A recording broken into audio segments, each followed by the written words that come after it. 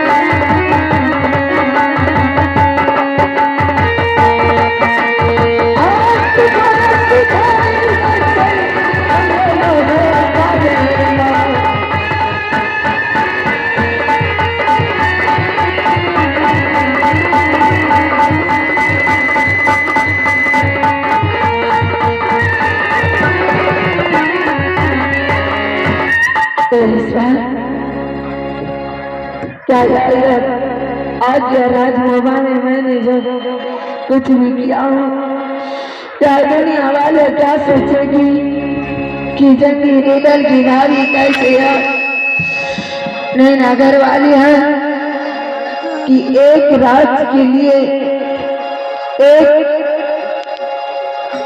छोटा सा गलती ने मोरे घर वाली के उसकी सजा कितनी बड़ी दे दिया। मुझे तो यही लग रही है कि मुझे यह राजमोबा ने मुझसे कोई बहुत गलत किया है। ठीक है, अब तो जो होना था हो चुकी है। अब बीती हुई बातों को क्या याद करूं।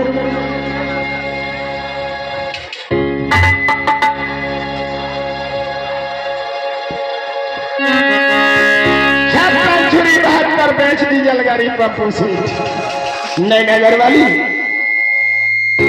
अरे आज क्या उदासी